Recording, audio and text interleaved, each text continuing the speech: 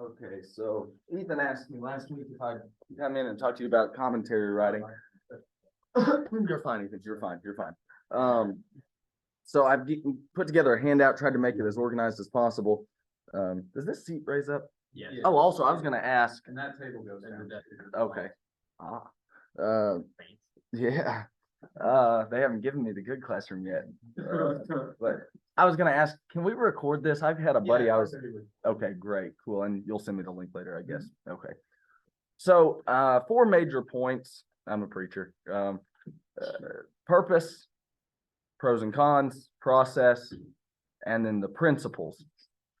And basically, I guess we're going to talk about commentary writing, and I've tried to make this as simple as possible. It's more administrative than it is, obviously, Bible study. Thanks to Ethan for having me. I don't know how skilled I am at this, but I try my best. So let's just go ahead and get right into it. The purpose is to faithfully exegete the text. Show of hands if you've heard the word exegete before.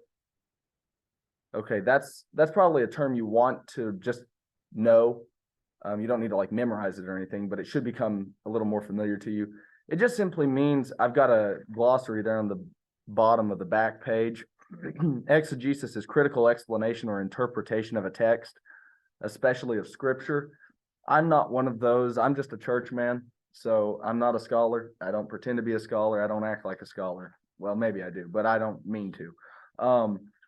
But that's one of those words that gets tossed around in academic circles, exegesis, and you just want to know it. I'm not saying that you need to get involved with the academic vocabulary or vernacular. I'm just simply saying that if the wrong guy comes across to you and starts throwing words around and you don't know those words, he's going to be like, oh, this guy's an intellectual no-brainer, and let's just try to know a couple of the words just so we know what they're doing. It's like talking with like a Calvinist, and if he starts to use terms like total hereditary depravity, you probably need to know what he's talking about, not because the term's anything good. It's just you can follow his language. So just trying to pick up on language is always a good habit. So the purpose is to give an exegesis. What we're doing with commentary writing is to try to interpret the text. Now, there may be secondary purposes, 1B, and then 1B1. You may offer material to others. You may even have an opportunity through writing to reach people that you usually wouldn't talk to. I've had a number of individuals. Well, we've got a guy in my class in 2 Corinthians now that we're Zooming with, that the first time I came across him or he came across me was about 3 years ago, as far as I can remember. His name's Michael, and now he's taking a class with us.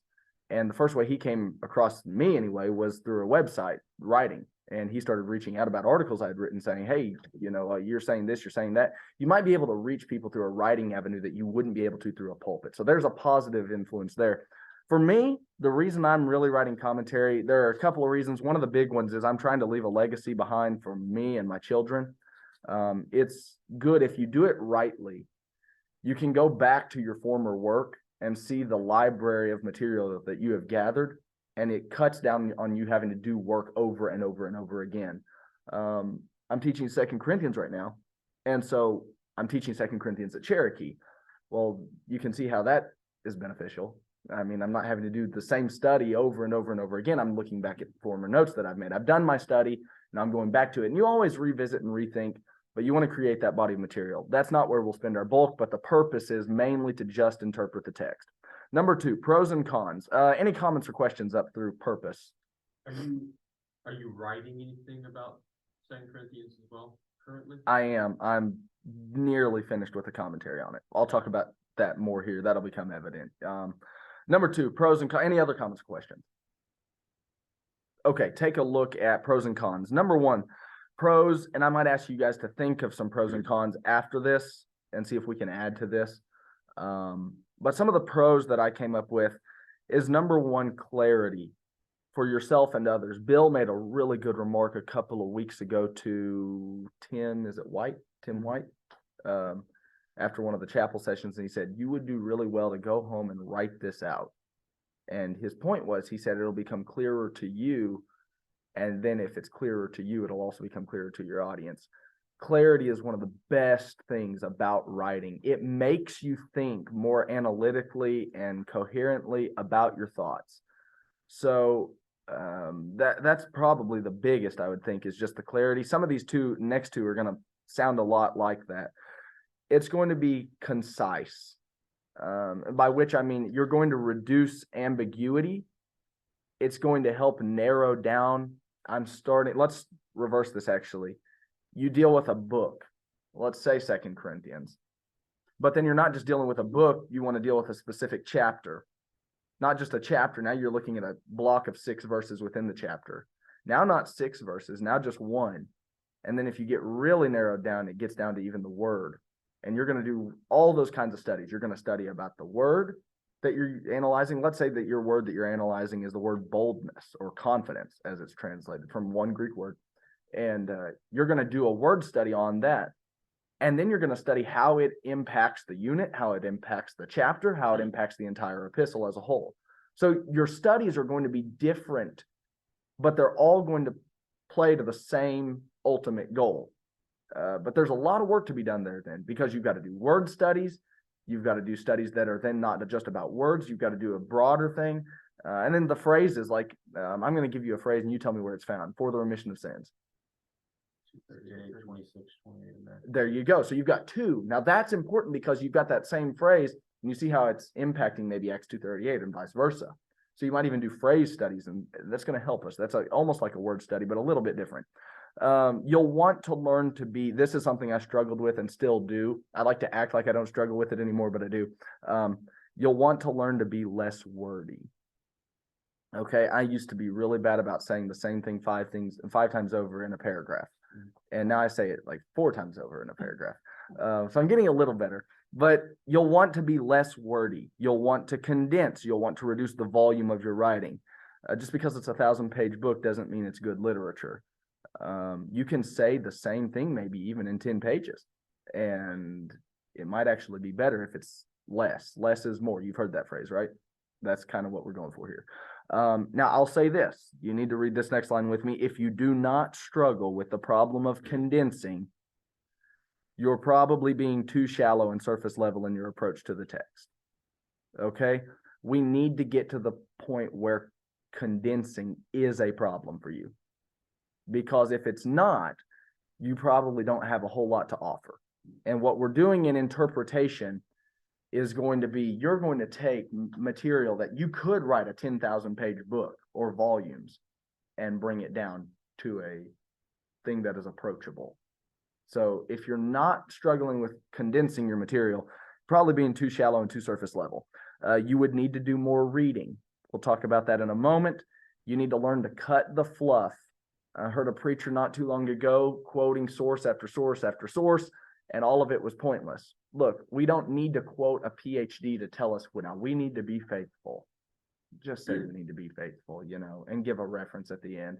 We don't need to quote gobs of material for that. I'm bad about that too, by the way. We don't need to use second-rate material and quote pointless rhetoric. That's similar to what I was just saying, but second-rate material, I want to help, maybe I'll help you decipher what is good material and what is bad material. And there is such a thing. Some books, just this is how it is. You'd rather lick carpet or watch paint dry. And we need to try to find good quality literature rather than just because we need 10 sources, we've used 10 sources. We were really bad about that in preaching school, which in preaching school, I'm speaking to guys you got a lot on you right now.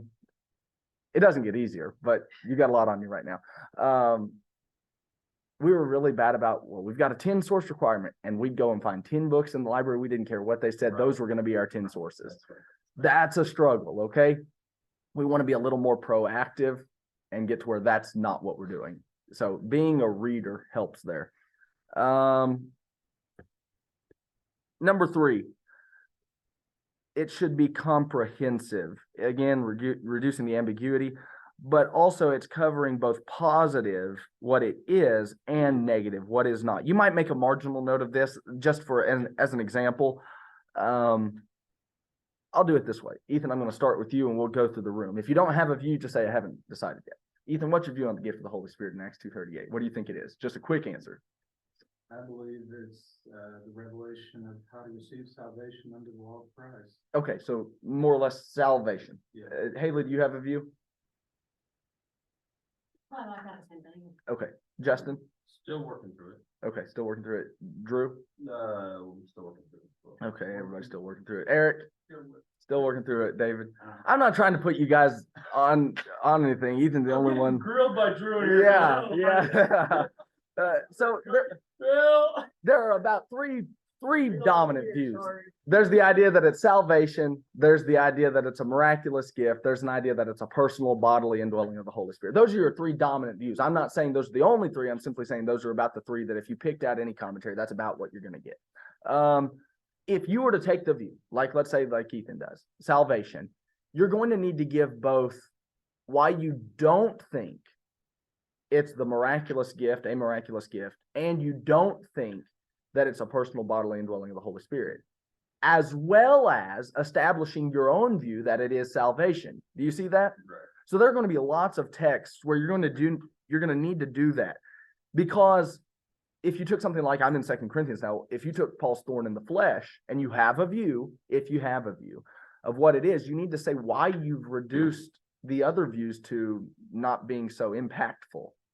But you're also then setting forth your evidence why you think it is something. If you think it's his eyesight, you're going to have to argue your case as well as argue against the views that might stand as alternatives. So there's that as well. It's comprehensive. That's a pro to it. You can take the time to sift through it. Growth, study, learning, development, and it helps. I am one of those, if I don't have a goal, like a task before me, I don't do Bible study well. I'm speaking from experience here. I do not study my Bible when I don't have a purpose for studying my Bible. And I think a lot of Christians suffer with that, if you know what I mean. That was literally near the chapel. When Jeff said like they assign chapels, I'm like, I actually may ask what chapel topic. Yeah. Just because it'd be easier for the rest of it. Yes, sometimes that's right. I like it sometimes when brethren are saying, hey, would you do a sermon on, and then they give you a topic. That helps some ways. Yes, yep. So if you set your task to be, I really don't know the book of Ezekiel well, and you determine I'm going to write a book on Ezekiel, you'll start finding yourself knowing Ezekiel better. You've got your work ahead of you. So it's a really good motivator if you allow it to be done right. And then number 5, there are a few secondary accomplishments that will happen. You'll become, I think this is a good thing, though. I've had some people, am I rude if I call them ignorant? I suppose, but they've really grilled me for this. You sound hesitant. You sound like you're, well, here's a word in chapel, guessing yourself. Yeah. I don't think that's a bad thing. I'll say no more. Balanced, slow to speak, cautious. I think that's a good thing. I'm not who I used to be, and I'm a little more hesitant to just say I dogmatically known it all now. If you are only making knowledge claims from the pulpit, you might be an idiot. Great day. There are too many things in the Bible that I don't know for me to start acting like I do. Great day. I'll say no more, but I'll probably say more. 5B, you'll learn to read the text more thoroughly, slowly, and even in new and good ways. That needs to happen where we call, somebody read, who's got a Bible open? Drew, go ahead, read Psalm 131, do 1 and 2. We read this in Bible class yesterday at Cherokee. I thought about this one a little while over the week. Read Psalm 131, 1 and 2 for us, if you would. Yep. If I can get there, the Psalms, so many. I'm there. It's okay. Thank you, though. Lord, my heart is not haughty, nor my eyes lofty. Neither do I concern myself with great matters, nor with things too profound for me. Surely I have calmed and quieted my soul, like a weaned child with his mother, like a weaned child is my soul within me. The psalmist says that he had calmed and quieted his soul. That's not a bad thing at all. You don't need to take a knee-jerk reaction on a text. Think about it, pray about it, and sit back and say, I'm still not sure. How many of you just said you were still thinking about Acts 2? Okay, good. That's a good thing. But you'd be better off to say, I'm still thinking about it, than to take some position that you've not thought out, even if that's because everybody else is saying it. There are 1,000 reasons why we evade the law of rationality, and that should be something we do not do. Think, and thinking takes time, and it takes work, and it takes effort. So there are pros there. What are some pros to commentary writing that you might be able to think of? Anybody have anything to add? I've tried to be comprehensive here, but we've got a time restraint also. It goes along with the clarity, and this is just a general fact about writing in general.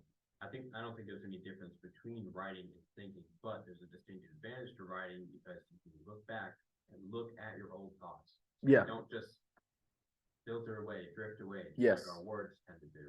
So it really helps to write it down and think through it yourself rather than take a stance that you haven't thought through. And so like writing allows us to, it's like a virtual world. Yeah. You can play the simulation, play the game, see what happens. Yeah. Right. Okay, we'll give some cons, and if you guys got cons to add to this, add those as well. Cons, I've got at least two here. It takes time, it takes forever. And if you think you're going to get a project done, you need to go ahead and realize that you may have set your goal too aggressively. I've been working on the 2 Corinthians commentary now for longer than I ever intended to. I wanted to have it done by the end of last year. Here we are getting to the end of this year, and it's still not done. I've still got 4 chapters left to write. So it takes forever if you do it rightly. Like it is mountainous, the kind of task that you've got ahead of you if you do this sort of thing. It's somewhat impractical. There's material that I've got. I think the commentary, if I've averaged it out, is going to be like 500 pages by the end of the 2 Corinthians commentary. Do you think that that's necessary or even beneficial to present all of that to the congregation? No. You're going to take maybe, let's say, 10% of that kind of study. You're going to use maybe 10% to the congregation. So it's a little bit on the impractical side. Now, it's really good for like a preaching school. Really good when you come in here with guys that are studying the Bible every day. But to people outside, you're way beyond what they need. So it's not practical for that. You'll only teach a minimal percent. Usual audiences aren't benefited by all of the Greek, Hebrew, exegetical technicalities that you might explore in commentary writing or study. It is the task of the gospel preacher to connect what is important for the common man or the audience. So let me tell you a Greek word that's not helpful to tell the audience. Katargeo. You guys know that word? That's why it's not helpful. Nobody else does either. Now it has a meaning. It's in 2 Corinthians, but your audience doesn't care to know that. Let me give you another one. You might know this one. You know the word pseudo? Yeah, everyone knows pseudo. What does that mean? Fake, false. It's a fraud. Well, now all of a sudden that Greek word has a little bit of meaning. There's a Greek word to use in your Sunday morning sermon if it's appropriate. But then katargeo is one that probably needs to be left out. Some of these things you'll explore in a commentary, but you don't bring them up in the lectern because people aren't going to be benefited. So says Paul, only do what is beneficial in the assembly. If it's not beneficial, knock it off. We've got too many people that want to put themselves out there. That's not what we're doing here at Assembly. It's about glorifying God and Christ and learning more about Him. It's not about us. And when preachers start to do that stuff, well, we get peeved. So, okay. Anything on any of that, the pros and the cons? Anything that's a con that you might add? Okay, let's talk now. This is where we're going to spend the rest of our time, the majority of it anyway. Process. Here's the process that I use. The first thing you need to do is you need to decide your goal. There are different kinds of commentaries: devotional, theological, then there's a theological idea with an academic interest, or then there's academic or critical commentaries. I brought what I'm reading right now to show you. This is the biggest book I'm reading right now. It's 1,000 pages. It's boring. It's like licking carpet or watching paint dry. Or should I say licking paint or watching carpet dry? This is not good. It's like reading a grammar book. It's boring as it gets. But it needs to be done if you want to do the word study thing, I think, if you want to go that hard into it. This is the New International Greek Testament Commentary. So it's all on the Greek text. Like you've got the full Greek text in here. You guys haven't had Greek yet, so this would be a little bit aggressive at this point. You get the Greek alphabet, you know how to work a lexicon, it might be a little more helpful. Let me give you the briefest that I've got. These look different, don't they? A little bit, a little bit. Little bit. This is devotional. This is academic critical. So we've got from one end of the spectrum to the other. And then you want to try to maybe find some in the in between. So closer to the critical side, you've got the New International Commentary on the New Testament. I'll talk to you what a critical commentary is here in a moment and what a devotional commentary is in a moment. But you need to set your goal. Are you trying to write this? Or are you trying to write this? Right. So you need to find what your goal is first, because before you start writing, you don't want this goal to turn into this, and you don't want this goal to turn into this. You've got to set your parameters first. And I've got some other books that we'll get to maybe here in a minute. I'll show you kind of where the in-between is. So anyway, you need to set your goal so that you decide that first, because I've been bad about that before. A lot of what I'm telling you, I'm speaking from experience. I started out writing the devotional thing and it turns into something explosive. Or I write something explosive and I try to do the devotional thing and it turns out really badly. It turns out as a scrapped project. So you need to decide your goal. 3B, you need to study. That should go without being said, I think. But let's talk about what that looks like. The first thing you need to have is your tools. That means different texts. The King James Version is a fine translation. The American Standard is a fine translation. The New King James Version is a fine translation, but they complement each other. And you might get a different take on something when read from another English translation. They all go back to the same Greek text. And if we were all Greek and Hebrew and Aramaic readers, that'd be really good. That'd be really good. But again, who are we preaching to? The populace. It's not going to do us a lick of good to get up and read from our Greek New Testament on Sunday. So we've got to get an English translation that's going to work. And getting different angles on things will help you with that. I'm not going to say a whole lot more about the Greek Hebrew stuff here. Books, you need to be a reader. And I'll show you some more about that here in a second. Audio clips. You guys listen to many audio clips? Like, anybody have the PTP files? Okay, let me show you just a couple right quick. Is this your Bible, Ethan? Yeah. I'm just gonna set it aside. Polestar, this, I'm not showing you everything just for sake of like time, but I'm just gonna show you the kind of resources that you might want to use. Polestar is a Church of Christ website, and they've got media archives here, and you've got lists by speaker, topic, series. Somebody pick a topic. Omen. Ooh, there. See, our brotherhood's not good about talking about that sort of thing.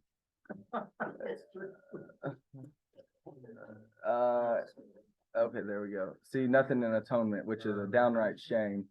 Did you say homosexuality, Drew? There's 5. There's 5 on homosexuality. Justification or like sanctification, righteousness. There might be some on justification. Something like that. There's 3 on justification. I'm sure there's more than that. We just haven't categorized them that way here. But anyway, this is not a bad resource. So book, Zechariah,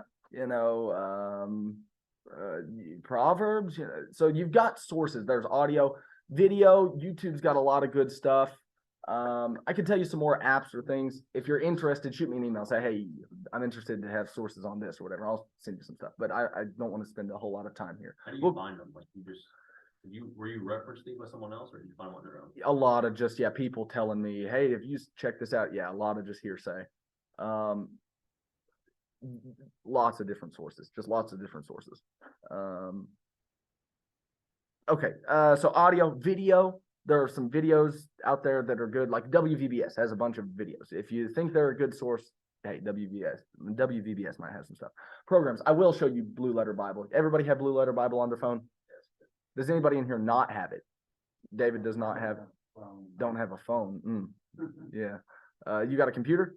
I got one at home. Okay, that's fine. Let me show you this then real quick, and I'll show you kind of some tips and tricks about it. Let's just go to 2 Corinthians 1. Here you go. Here you've got it in the King James Version. You've got this little tab off to the side, tools, and then it brings up every word. Paulos, apostolos, Jesu Christou, dia, thelematos. So you've got the Greek text right there, but it's got the English here. And then you can start to see, well, I wonder what that is. Oh, Paulos is Paul. Okay, so it's got the English, your Greek, and you've got your Strongs right there. So if you're not a book fella, you want to check the Strongs out, click on it there. And it's a little even better than that, honestly. So is Strong's a lexicon? It is, yes. James Strong was a lexicographer. Right, 'cause I know they have Thayer's on there, so I didn't know. So if I remember correctly, it might even give you yeah, here's theirs. Right there. And then check this out. This is really helpful. You can get down lower and it'll show you where that same word is used in the rest of the Greek New Testament. So all these times you get down far enough and it's going to even say, hey, we've got several other pages, 4 pages of where Paulos is used in the Greek New Testament. So Blue Letter Bible is really helpful. It's got some other features. I don't want to get bogged down with that. If you have a phone, you need to download the application. It's really, really nifty. You've got all the different translations. So if you want to change your translation here, New King James, they've got it. A bunch of different things. The LXX is now available on it. Yeah, so it's they're really upping their game. That's a good little tool, and it's free. So we like that. Which tools then? Let's talk about tools. Use reputable sources. This will come at your discretion. I'm going to knock myself here. If it's published by Drew Leonard Books, it's probably not reputable. I mean, just being honest, if I published it, it's self-published, so it's not reputable. You need to find quality literature. Let me tell you what happens. You pick one book on 2 Corinthians. Let's say that you pick Barnett here, Paul Barnett. You start reading, you know what you're going to run across? You're going to run across footnotes. And you know who he's reading? The people you need to be reading. You start to do this, you engage in like a circular thing where Barnett's referencing Harris and Harris is referencing Barnett. And you start to find out these are the guys that are doing it. Like these are the guys that are actually all engaged in the real work. So you'll start to find that they're all quoting each other for the most part. There might be a source out there here and there that's like a random deal. But if the big hitters are referencing in them, that's probably who you need to be reading. If they're not being referenced by anybody like Drew Leonard, don't read that. So here I am. What a book plug, right? Okay. 10 years, nothing to see this recording. Yeah. Yeah. What a waste of time. Okay. So next thing, what is a critical commentary? A critical commentary versus a usual commentary, that is. This is as critical as it gets. It is on the Greek text. Everything I write is based on an English translation. This is a critical commentary. It's chalk heavy of footnotes. You've got gobs of footnotes. He's analyzing every little word and the grammar behind it. That's critical. We need to at least have something like this at our disposal. I'm not saying actually read this stuff. It'd be better probably as a reference tool rather than reading material. This is bad literature, but it's a good reference source. It's a good source to have reference. This is devotional, so it's not even a usual commentary. On 2 Corinthians, the one that I found to be probably the most helpful and you'll get the most bang for your buck is probably something like James Thompson. This whole series I've found to be helpful. It's brief, but it's very helpful. Some of the guys are better than others. Some of them, of course, then are worse than others. But this is James Thompson on 2 Corinthians. It's about 200 pages, and you can get the understanding of the text pretty well. There might be a couple of things that you'd say, I'd want him to explore that a little bit more. But that's not bad. You can read that, can't you? I mean, that's not this. So, and these pages are a lot thicker than these pages. So, I mean, this is even smaller compared to this than it appears. This one is about where you want to be, I would think. C.K. Barrett was really technical. He's a little tough to read at times, but he's not bad either. And so something like that is a little bit more in the middle, can't you see, than this or this. And that's where you want to at least know that you've got some critical commentaries in your repertoire. You've also got some devotional things that are more practical and going to help you speak to your audience on Sunday, and you might land somewhere in the middle. So you need to know about that. Don't be, just for whatever this is worth. I talked to a fellow some years ago who acted like he had just read everything that's ever been published. And he was talking about reading his critical commentaries, and he's referencing stuff like this. This is not a critical commentary. Okay. I'm not trying to be rude, but if you haven't read this kind of stuff, you've not read critical commentary. This is what a critical commentary is. It's extreme. And I'm not saying you need to read it. I'm just simply saying if you haven't read it, you haven't read it. Number 3, or C, letter C, why use Greek or Hebrew tools at all?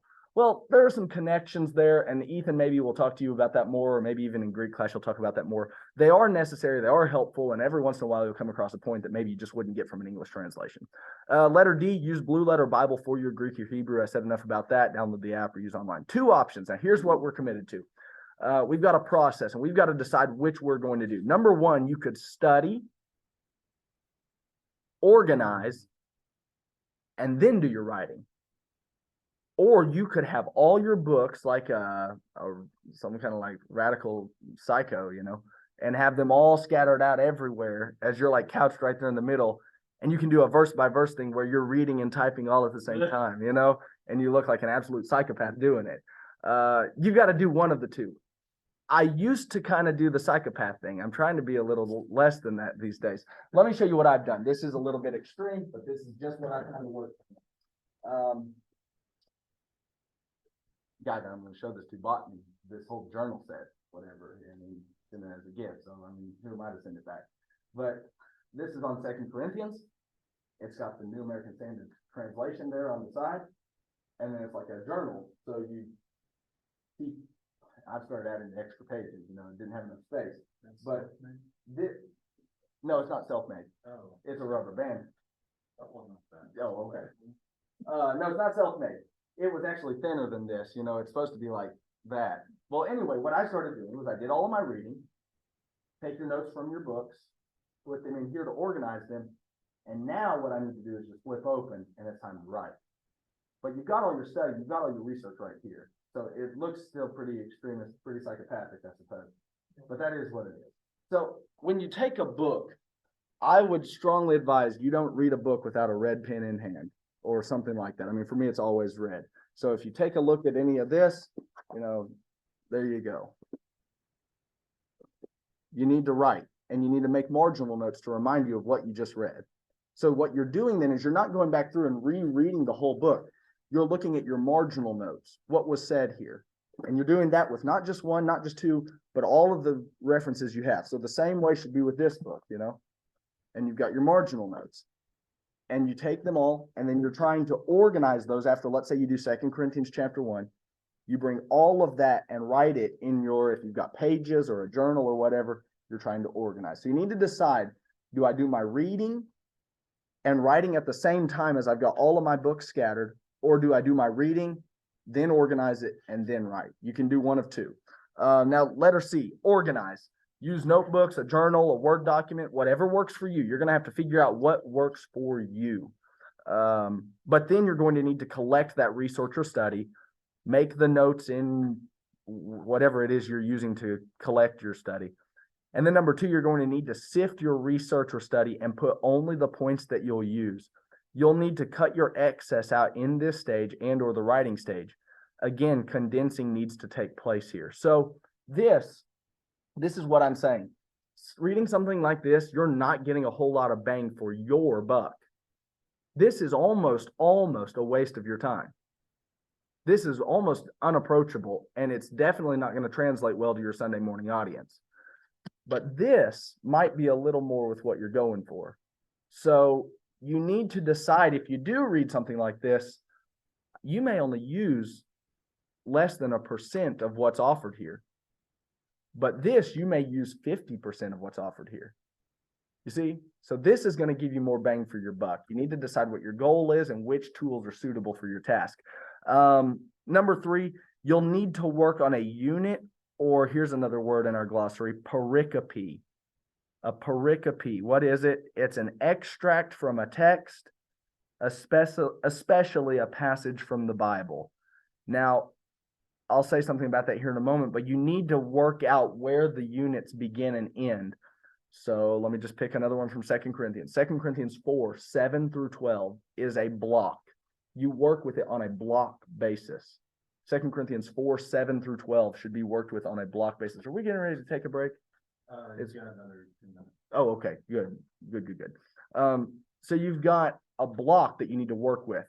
And of course, you're going to try to connect it to the surrounding text, the whole epistle, but you're working with it on a block basis. Now, look at this on number 3, C3. Yes, go ahead. Sorry. Okay, now that block, you've established that block based off your own reading through the text, or are you doing that because, well, it's just separated in my Bible, so it must be a new thought? Yes. You're going to have to make the ultimate decision, but you're going to have one source. And it's not just the commentaries either. It's your Bible is telling you that 4:7 through 12 is a unit. 2 of your commentaries say 4:7 through 12 is a unit. But then this guy, for some reason, says it's 4:7 through 15. And this guy says it's 4:7 through 15. And that's where you're going to have to set those down for a moment. You're going to think, okay, but there are 2 different angles here. What are the pros and cons to each one? And you're going to think, why would I block this way? And you're going to have to look at the surrounding text, and you're going to want to know the text so that you can make a decision there. And you're not necessarily wrong. The whole epistle stands as one cohesive unit, you know? So if you decide to block it one way or another, it's not a bad move. I mean, Paul obviously wrote what he wrote just next. But you're trying to make sense of why the flow is the way it is. And I think Ethan kind of knows what he's asking here. Good question. Really good question. Any other questions or comments? If you do have anything else to add, please just shout it out because I'm bad about that. So yeah, you need to make a decision about where those units may or may not end. But good observation, Ethan. Very good. Okay, D, writing. Now we begin. You've done all your reading. You've made all your notes. You've tried to organize them in some kind of journal or something. And now you've opened up your Word document. It's time to start putting full sentences down. You can use a Word document or a manuscript or a book template that can be edited. Like if you're already thinking about publishing, something we'll talk about here in just a moment for just a minute or two. You may go ahead and have like your book format set up so that you can type right in that document. But if you're not real sure that you even want to publish, just open up an 8.5 by 11 size piece of paper in your Word document and going at it is fine. I will say this, there is no reason for living in the Stone Age. Handwriting your full book and then typing it word for word is just not helpful. There was a fella, I'm not going to say his name out of respect, but who was still doing handwritten and then setting his manuscript down there and doing a typewriter, like old typewriter, just a couple of years ago. And he's dead now. Look what happened to him, you know? I mean, but to think about, if you mistype a word on a typewriter before you send it off to the publisher, good night. I mean, I get that there are problems with computers and we got pornography and everything else that's on them. I get that. And that was the guy's main argument. Okay, bless his soul.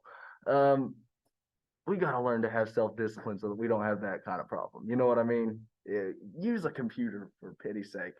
D2, put your main aim or thoughts in the body. So whatever you're saying about the text that's really important that your listeners hear needs to go in the body. What's the purpose then of footnotes? To put those technicalities down here in the footnotes. 2 things that need to go in the footnotes if you use footnotes. Your technicalities and your sources. Your technicalities and your sources.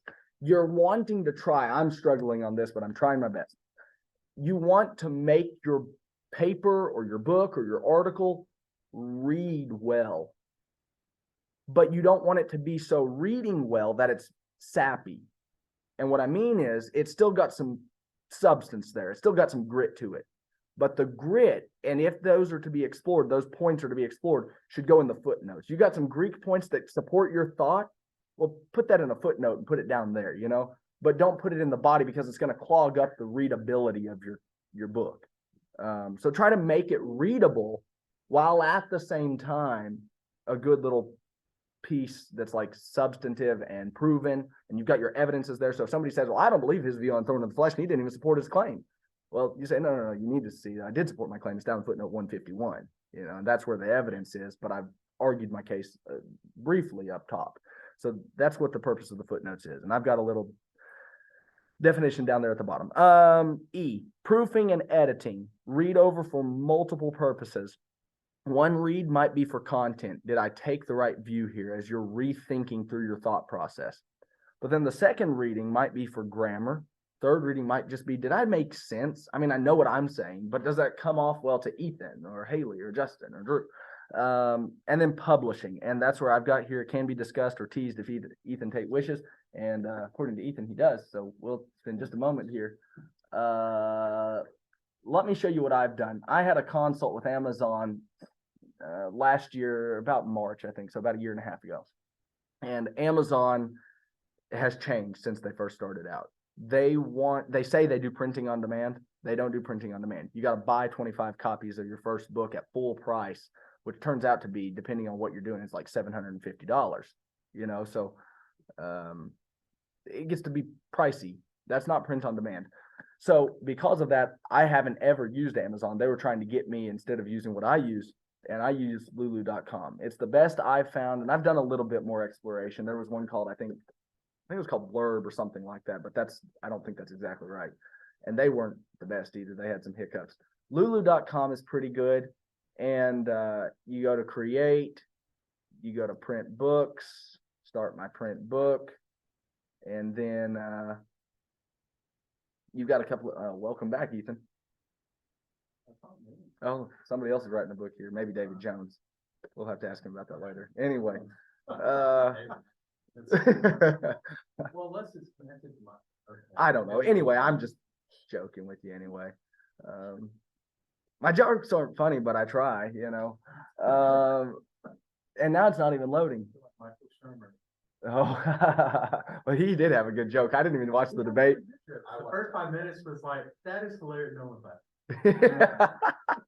He said something about like I'm sweating like General studies professor on what is a woman. That's it. That was pretty good. That was pretty good. I thought, oh, he won brownie points with the Church of Christ on that one. Okay, so anyway, you'll get some options here with printing. Lulu will end up creating your own little like page or whatever. That's a longer discussion. Just know that there are options here. If you ever want to pursue this seriously, reach out. I'd be happy to help. But like Ethan said, that could be a few years out for you guys. I don't know. Good little resource to have though. So principles, if I'm going to sum up, I'd say these three things. Remember your goal. What are you doing with your project? Number two, remember your gains. Why is this a good project? And then remember your growth. Not just study here. If you do this kind of thing and you do it right, I think it'll change who you are, both as a Bible student, a preacher, and also a Christian. So it has its pros, it has its cons. I think it's a good thing. I don't know. Any other questions or comments? Got a little thing down there at the bottom. If you've got questions or things that hit you later, shoot me an email. Richard Hayes, he is a professor of New Testament emeritus at Duke, and he's Methodist, but he's a really good thinker in a lot of ways. I've got a QR code there and a link that you might do well if you've got 30 minutes before bed tonight. Pop it up on your phone, and he's got a good little thing with Zondervan where he talks about his approach to writing, and I respect him a lot in a lot of ways. So tried talking about gospel to him before in an email, didn't go well, but anyway, he's helpful in a lot of ways, and I think he's got a good little approach. So without anything else, that's it, Ethan. Thank you. That's about right on time.